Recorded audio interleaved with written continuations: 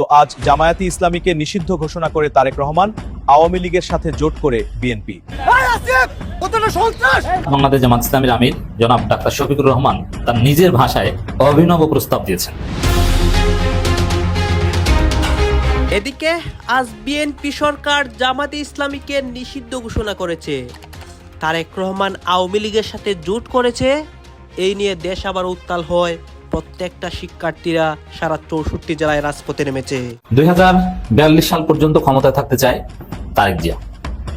তারেক জিয়া নাকি 2042 সাল পর্যন্ত প্রধানমন্ত্রী থাকবেন, এই ঘোষণা বিএনপি দিচ্ছে। কিন্তু আমি দেখাবো আপনাদের সমীকরণ।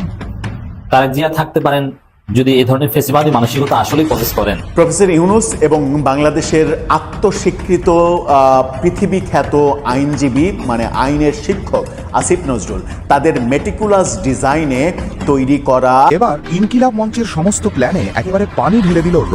হাদি ইস্যুকে কেন্দ্র করে তারেক সরকারকে গদি থেকে নামানোর এক বিশাল মাস্টার প্ল্যান কষা হয়েছিল, কিন্তু এইখানেই সবচেয়ে বড় সেনা চালটি চেলে দিল স্বয়ং ভারত। নাসিরউদ্দিন পাটোয়ারি, হাসনাত আব্দুল্লাহ, নাহিদ ইসলাম, জাতীয় নাগরিক পার্টির এই সকল নেতাদেরকে হুঁশিয়ারি করে মির্জা আব্বাস বলেছেন, চোরের বাচ্চারা এখন নেতা হয়ে গিয়েছে। এই ফকিন্নির বাচ্চাদের একসময় ঢাকা শহরের রাস্তাঘাটে অলিতে গলিতে পেপার বিছিয়ে শুয়ে থাকতে দেখা যেত। এদিকে হঠাৎ করে আবারও রাজনীতির মাঠ নাড়া দিয়েছে জামায়াতে ইসলাম। এবার সংসদ বয়কট করার ঘোষণা দিয়েছে দলটি। কঠিন বিপদের মুখে পড়তে যাচ্ছে বিএনপি সরকার। হ্যাঁ, এবার ভয়াবহ একটি বিপদের মুখে পড়েছে বিএনপি সরকার। বিএনপি সরকার জামাত কর্মীদের উপর অ্যাকশন নিয়েছিল এবং জামাত দলকে নিষিদ্ধ করতে চেয়েছিল। আজকে আমরা দেখতে পারি তারেক রহমান তিনি নিজেই বিপদের মুখে পড়েন, জামাত কর্মীরা অ্যাকশনে নেমেছে। জামাতে আমিরের খারাপ অবস্থা এবং আওয়ামী লীগ কর্মীরা এই অবস্থা দেখে তাদেরও যে কপাল খুলে এবং তারা যে বিশাল একটা সুযোগ পায় ক্ষমতায় বসার জন্য বা দেশে ফেরার জন্য, সেইটাও দেখতে পারবেন এই একটি ভিডিওতে। আসুন আমরা কথা বাড়াচ্ছি না দর্শক শ্রোতা, আমরা সরাসরি ভিডিওর মূল আলোচনায় চলে যাচ্ছি। আওয়ামী মিডিয়ার আনলিমিটেড ফাঁদে পড়েছে বিএনপি সরকার। বিএনপি সরকার কিভাবে ব্যর্থ হয়ে যাচ্ছে দেখেন, শুরু হয়ে গেছে। আওয়ামী লীগের সাথে ভারতের সাথে সমঝোতা করে ক্ষমতা এসেছেন, মজা বুঝবেন কিছুদিন পরে। বিএনপি ভেবেছিল যে আওয়ামী লীগের মিডিয়াগুলো তারা দখল করেছে, এখন সব বিএনপি হয়ে গেছে। না, ওই আওয়ামী প্রেতাত্মা সব জায়গায় রয়ে গেছে এবং ওই আওয়ামী প্রেতাত্মা বিএনপিকে ধ্বংস করবে এবং বিএনপিকে ব্যর্থ করবে। কিভাবে করবে বুঝতে পারবেন। হ্যাঁ, রাজনৈতিক আওয়ামী লীগকে আপনি জেলে ঢুকাচ্ছেন, 7 মার্চের ভাষণ বাজালি তাকে ধরছেন, ঠিক আছে, কিন্তু আরো কত প্রকার আওয়ামী লীগ যে রয়েছে যারা বিএনপি সেজে বসে আছে, বিএনপির কাঁধে ভর করে এতদিন টিকেছিল, এখন সুযোগ পেলেই আপনাকে কামড় দিয়ে ব্যর্থ করে দিবে। আপনি এখন টের পাবেন। এবং আমি যে প্রেডিকশনটা করছি যে বিএনপি সরকার যদি এই তাদের অন্যায় নীতির উপর থাকে, যদি সংশোধন না হয়, তাহলে 1.5 বছর বেশি টিকতে পারবে না, আর ভালো হয়ে গেলে 5 বছর টিকতে পারবে। এই যে 1.5 বছর তারা টিকতে 1.5 বছরের মধ্যে তাদের পতন হবে যদি আকাম করে, এই পতনে সিগনিফিকেন্ট ভূমিকা রাখবে আওয়ামী লীগ। দেখেন, এখন অনেকে প্রশ্ন করবেন যে বিএনপির পতন যদি তারা জুলাই সনদ না মানলে 1.5 বছর আমি দিয়েছি, 1.5 বছরের মধ্যে পতন হবে। জামাত কিভাবে বিএনপির বিরুদ্ধে শক্তিশালী আন্দোলন করবে? জামাতের তো মিডিয়াই নেই, জামাতের নাই, কিন্তু বিএনপির দখলকৃত মিডিয়াগুলো ওর রন্ধ্রে রন্ধ্রে আওয়ামী লীগ, এবং এরাই দেখবেন যে বিএনপির জয় বাংলা বাজিয়ে দেবে। আর জুলাই বিপ্লব দেখেছেন না, এইসব মিডিয়া টিডিয়া এগুলো লাগে না, সোশ্যাল মিডিয়ার মাধ্যমে বিপ্লব ঘটে। হ্যাঁ, এটাই ঘটবে। বাস্তবিক কথা হচ্ছে যে ইন্ডিয়ান হেজিমনি তারা বিএনপির কাঁধে ভর করে টিকে আছে, তারা সুযোগ মতো বিএনপিকে ফেলে দিবে। এটা হচ্ছে সত্য কথা, বিএনপি সেই ঝুঁকির মধ্যে আছে। আর এতে গুরুত্বপূর্ণ ভূমিকা পালন করবে আওয়ামী মিডিয়া। আওয়ামী মিডিয়ার ফাঁদে পড়ে আছে বিএনপি। যেমন বিএনপির নেতা, বিএনপিপন্থী সাংবাদিক, কালের কণ্ঠ পত্রিকার সম্পাদক, অথচ সেই কালের কণ্ঠ এমন এমন কাজ করছে, মানে আওয়ামী লীগের পেজ থেকে কপি করে নিজস্ব প্রতিবেদকের নামে রিপোর্ট প্রকাশ করছে, অথচ সম্পাদক কিন্তু বিএনপির। মজা না? বিএনপির সম্পাদক কিন্তু আওয়ামী পারপাস সার্ভ করছে, আওয়ামী লীগের পেজের খবর হুবহু কপি করে মেরে দিচ্ছে। এর মানে বিএনপির লোককে সম্পাদক বানিয়ে তারা তাদের মতো করে ভারতের বুদ্ধিতে আগের মতো খেলছে। তো এই ফাঁদেই বিএনপি সরকার পড়েছে এবং এভাবেই বিএনপি ব্যর্থ হবে। দেখেন, একটা সিগনিফিকেন্ট ঘটনা আমি আলোচনা করছি এখানে। আমাদের পুলিশের জনাব আইজিপি তিনি একটা কথা বলেছেন, এই কথাটা কালের কণ্ঠই সবচেয়ে বেশি বিকৃত করেছে, যে জুলাই কারো ব্যক্তিগত সম্পদ নয়, পুলিশও রাজপথে ছিল এবং জুলাই নিয়ে যারা ফায়দা লুটতে চায় তাদের তালিকা করা হচ্ছে। এই ফটোকার্ড ছড়িয়ে পড়েছে।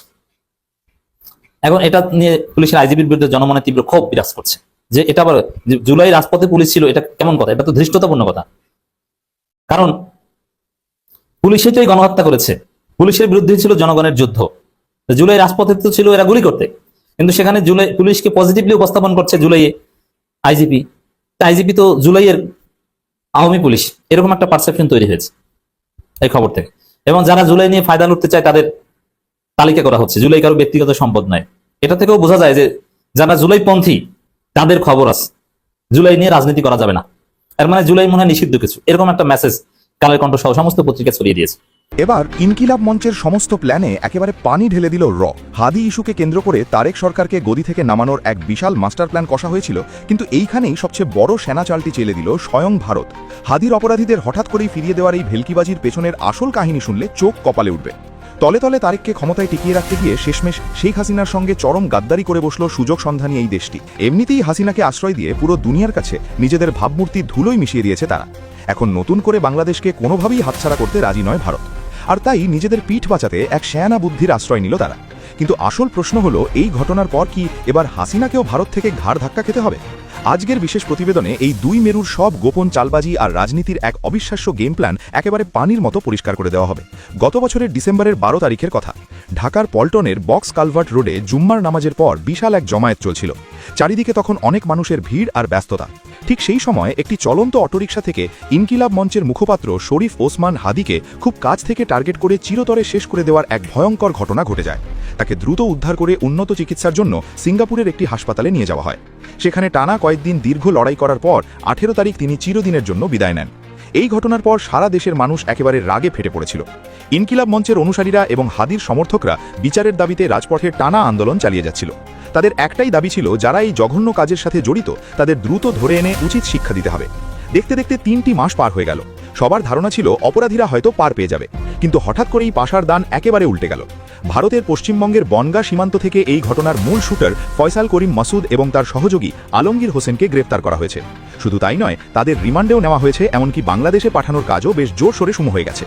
এত বড় একটা খবরে তো সারা দেশে স্বস্তি আসার কথা, হাদির অনুসারীদের তো আনন্দে লাফানোর কথা, কিন্তু সবাইকে একেবারে তাজ্জব করে দিয়ে রাস্তার চিত্রটি সম্পূর্ণ উল্টো দেখা গেল।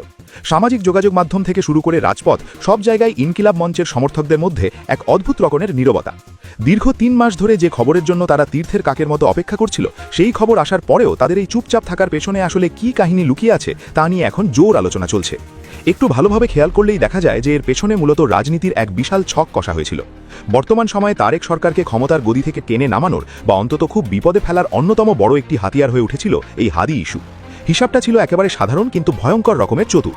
অপরাধীরা যদি ধরা না পড়ে, তবে এই সুযোগ কাজে লাগিয়ে সরকারের বিরুদ্ধে সাধারণ মানুষের মনে এক বিশাল রাগ তৈরি করা যাবে। অর্থাৎ রাজপথ গরম করে সরকারের প্রতি বাজে ধারণা তৈরি করার এক বিশাল গেম প্ল্যান তৈরি করা হয়েছিল। কিন্তু হঠাৎ করেই ভারতের দিক থেকে অপরাধীদের গ্রেফতার এবং তাদের বাংলাদেশে ফেরত পাঠানোর খবরটি ইনকিলাব মঞ্চের সেই সাজানো বাগান একেবারে তছনছ করে দিয়েছে। ইনকিলাব মঞ্চের অনুসারীরা এখন খুব ভালো করেই টের পাচ্ছে যে তারা নিজেরাই এখন বড় ধরনের প্যাচে পড়ে গেছে। ভারতীয় গোয়েন্দা সংস্থার তলে তলে এমনভাবে কলকাঠি নেড়েছে যে তাদের পুরো মাস্টার প্ল্যান একেবারে ধুলোয় মিশে গেছে। যারা সরকারকে ঘোল খাওয়ানোর স্বপ্ন দেখছিল, তারা এখন নিজেরাই পুরোপুরি ধরাশায়ী হয়ে বসে আছে। মানে হলো, তাদের সমস্ত শয়তানি বুদ্ধি এবং সেনা চাল একেবারে ভেস্তে গেছে। এখন খুব স্বাভাবিকভাবেই সবার মনে প্রশ্ন জাগতে পারে, ভারত হঠাৎ করে এত সাধু সাজতে গেল কেন? কেন তারা নিজেদের পোল্টিবাজ স্বভাব দূরে সরিয়ে রেখে বাংলাদেশের বর্তমান সরকারকে সাহায্য করতে এগিয়ে এলো?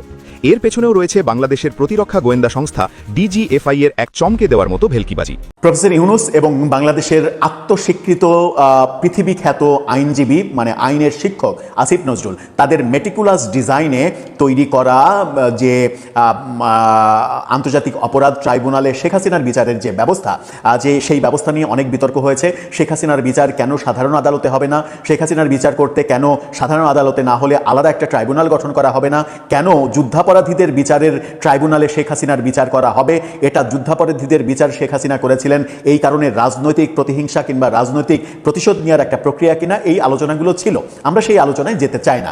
আমরা যেখানে যেতে চাই সেটা হচ্ছে যে এই ট্রাইব্যুনালের চিফ প্রসিকিউটরের বিরুদ্ধে হাজার হাজার কোটি টাকার দুর্নীতি এবং ঘুষ বাণিজ্যের যে অভিযোগ উঠেছিল, সেই অভিযোগের সুরাহা হতে না হতে ট্রাইব্যুনালের মেটিকুলাস ডিজাইনে বেরিয়ে এসেছে একজন প্রসিকিউটরের 1 কোটি টাকা ঘুষ চাওয়ার তথ্য এবং অডিও ক্লিপ।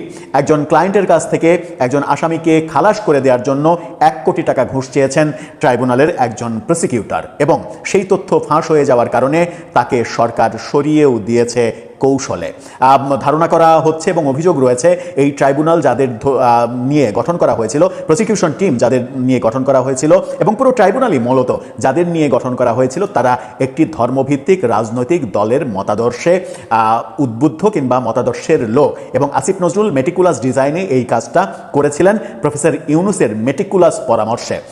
এই যে থলের বিড়ালটা বেরিয়ে আসলো এবং চ্যানেল 24 এই ভয়াবহ ব্যাপারটা বের করে আনলো। চ্যানেল 24 দাবি করছে তাদের হাতে 2টা অডিও ক্লিপ এসেছে এবং সেই 2টা অডিও ক্লিপ তারা প্রকাশও করে দিয়েছে। চলুন একটু জেনে দেখি কে এই কাজটা করলেন এবং কার কাছ থেকে এই টাকাটা নেওয়া হলো। মামলাটা রিয়েল ছিল নাকি ভুয়া ছিল? ভুয়া না থাকলে 1 কোটি টাকা নিয়ে তিনি কিভাবে খালাস করে দিতে পারতেন, সেগুলো একটু জেনে দেখি এই ভিডিওতে। থাকবেন পলিটিক্স টিভির নিয়মিত আয়োজনে। বলছিলাম, আন্তর্জাতিক অপরাধ ট্রাইব্যুনালের মেটিকুলাস ডিজাইনের তথ্য একের পর এক ফাঁস হচ্ছে। এর আগে আমরা দেখেছি যে সাবেক আইজিপিকে রাজসাক্ষী বানানোর জন্য 1000 কোটি টাকা লেনদেন হয়েছে, এই অভিযোগ উঠতে শুনেছি।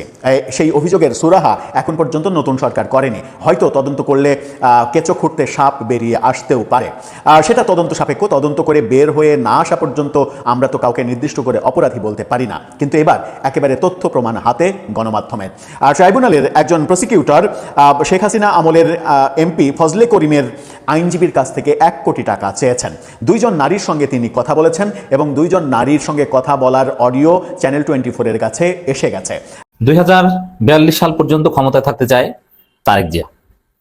তারেক জিয়া নাকি 2042 সাল পর্যন্ত প্রধানমন্ত্রী থাকবেন, এই ঘোষণা বিএনপি দিচ্ছে। কিন্তু আমি দেখাবো আপনাদের সমীকরণ। তারেক জিয়া থাকতে পারেন যদি এই ধরনের ফেসিবাদী মানসিকতা আসলেই পজেস করেন 2042 সাল পর্যন্ত থাকার, তাহলে তিনি থাকতে পারবেন এখন থেকে সর্বোচ্চ 1.5 বছর। এই চুপপুর হাত ধরেই তারেক জিয়া পতন ঘটবে। 2042 সাল পর্যন্ত ক্ষমতায় থাকার কথা কারা বলছে? এর ভিত্তি কি? এটা কি কথার কথা না কোনো মেটিকুলাস ডিজাইন? এর তাৎপর্য কি এবং আমাদের করণীয় কি, এ বিষয়ে গুরুত্বপূর্ণ আলোচনা করব। দর্শক, 2042 সাল পর্যন্ত তারেক রহমান প্রধানমন্ত্রী থাকবেন, জয়নুল আবেদিন ফারুক। এই কথা যিনি বলেছেন জয়নুল আবেদিন ফারুক, তিনি কিন্তু তারেক রহমানের বস। এর মানে তার পদ হচ্ছে তারেক রহমানের উপদেষ্টা। মানে তারেক রহমানকে জয়নুল আবেদিন ফারুকরা উপদেশ দিচ্ছেন 2042 সাল পর্যন্ত আপনাকে ক্ষমতায় থাকতে হবে। দেখেন, হাসিনার যে কথা বা গতি প্রকৃতি আর তারেক রহমান বিএনপির কথা গতি প্রকৃতি পুরোপুরি মিলে যাচ্ছে, কোনো পার্থক্য নাই। আমরা সুস্পষ্টভাবে দেখতে পাচ্ছি যে বিএনপি ফ্যাসিস্ট হয়ে ওঠার চিন্তা করছে। টেনশনের কিছু নাই। আমি যখন সমীকরণ দেখাবো তাতে আপনি অবাক হবেন যে হ্যাঁ, আসলেই তারেক রহমান বিএনপি, পুরো বিএনপির প্ল্যান এরকমই 2042 সাল পর্যন্ত ক্ষমতায় থাকা। ভয়ের কিছু নাই, কারণ বিএনপি কখনো এগুলো পারে না। বিএনপি আকাম করতে গেলেই ধরা পড়ে। অতএব BNP is not Awami League যে তারা বারবার ভোট কারচুপি করে ক্ষমতায় থাকবে না। বিএনপির পতন এবং ধ্বংস অনিবার্য। যদি এই পথে থাকে তাহলে তাদের পতন হবে গণঅভ্যুত্থানে, আর গণঅভ্যুত্থানের পতন হলে পরিণতি হবে আওয়ামী লীগের মতো। তবে যেহেতু পরিকল্পনা সব আওয়ামী লীগ থেকে কপি করছে, আওয়ামী লীগের মতো পরিণতি হওয়ার সম্ভাবনাই বেশি। স্বাভাবিক পতন, স্বাভাবিক বিদায় বিএনপি হবে না, জনগণের হাতে পতন হবে। 2042 সাল পর্যন্ত, তার আগে বলি, যেমন হাসিনা 2008 সালে বিভিন্ন প্ল্যান ভীষণ অমুক তমুক, যে আমরা ক্ষমতায় আসলে 2008 সালের নির্বাচনী প্রতিশ্রুতি থাকা দরকার ফর 5 ইয়ার্স, মানে 2014 পর্যন্ত। কিন্তু হাসিনা ম্যানিফেস্টো দিত 2021 সালে কি করবো, এটা ভিশন 2021 মনে আছে? এটা তো হওয়ার কথা ছিল না। আর মানে ওর মধ্যেই লুকাইতে ছিল, এটা ভারতের প্ল্যান। ভারত বলেছে তোমার 21 সাল পর্যন্ত থাকতে হবে প্রাথমিকভাবে, তুমি ওই অনুযায়ী সাজাও, আমরা রাখবো যেভাবে পারি, সেভাবে রেখেছে। তারেক রহমানের নির্বাচনী প্রচারণায় অলরেডি আপনারা খেয়াল করেন নাই, 2035, 2036, 2037 পর্যন্ত গেছে। ভিশন 2037 এটা কিন্তু ছিল। তো এইটাই হচ্ছে মিল, যে ভারত আওয়ামী লীগকে 2021 সালের থিওরি দিয়েছিল, সেই অনুযায়ী তারা আমল করেছিল, ফল পেয়েছিল। আর বিএনপি ভেবেছে যে তারাও এবার ভারতের প্রেসক্রিপশন অনুযায়ী 2035-37 ম্যানিফেস্টো দিয়েছে, 2035 সালের মধ্যে এইটা স্বয়ংসম্পূর্ণ হবে, এরকম কথাবার্তা বলেছে। বেশ কিছু পয়েন্ট আছে বিএনপির ম্যানিফেস্টোতে এবং তারেক রহমানের নির্বাচন এই প্রচারণা চলাকালীন তার ভাষণে। মানে দুই জায়গার গোড়া কিন্তু এক, ভারত। অতএব এটা কিন্তু অশনি সংকেত, আসলেই তারা ফ্যাসিস্ট হতে চায়, নাম্বার 1। দ্বিতীয় হচ্ছে এই 2042 সাল কেন বলছেন? যেমন এখন থেকে যদি 3 টার্ম ধরা হয়, 2026 থেকে 15 বছর তো 42 হয় না, 41 হয়। 42 কেন বলেছেন? মানে এটাও মেটিকুলাস ডিজাইন। 2026 এর পরে 2031, তারপর হওয়ার কথা 2036, 31 আর 5 36। দর্শক আপনারা তো দেখলেন এখানে কি কথা হচ্ছে, অনেকে কিন্তু অনেক কথা বলতেছে, অনেকে আলোচনা করতেছে, অনেকে সমালোচনা করতেছে দেশের বিভিন্ন অবস্থা এবং পরিস্থিতি নিয়ে। বিশেষ করে এখানে আমরা দেখতে পাচ্ছি দেশের রাজনীতির প্রেক্ষাপট নিয়ে কথা হয়, আরও অনেক বিষয় নিয়ে কথা হয়। এই বিষয়গুলো দেখে এবং দেশের রাজনীতির প্রেক্ষাপট নিয়ে এখানে যে বিএনপিকে নিয়ে কথা হয়, জামাত ইসলাম বা জামাতে আমিরকে নিয়ে সবাই সবার মন্তব্য প্রকাশ করে। এই বিষয়গুলো দেখে এবং দেশের রাজনীতির প্রেক্ষাপটগুলো নিয়ে আপনার মন্তব্য কি? আপনার মন্তব্যটা অবশ্যই আপনারা আমাদের কমেন্ট বক্সে লিখে যাবেন। আর হেড কোন আপনাদেরকে আমরা যাকে যদি যে সব কিছু আমরা সোশ্যাল মিডিয়া থেকে সংগ্রহ করেছি, কেন আমাদের নিজস্ব কোনো মন্তব্য নেই বা আমাদের নিজস্ব কোনো সিদ্ধান্ত নেই। সর্বশেষ আপনাদের কাছে আমাদের রিকোয়েস্ট থাকবে আপনারা আমাদের চ্যানেলে নতুন দর্শক থাকলে চ্যানেলটি সাবস্ক্রাইব করবেন এবং পাশে থাকা বেল বাটনটি বাজাবেন যাতে করে নেক্সট ভিডিওটা সবার আগে আপনাদের কাছে পৌঁছে যায়। ধন্যবাদ।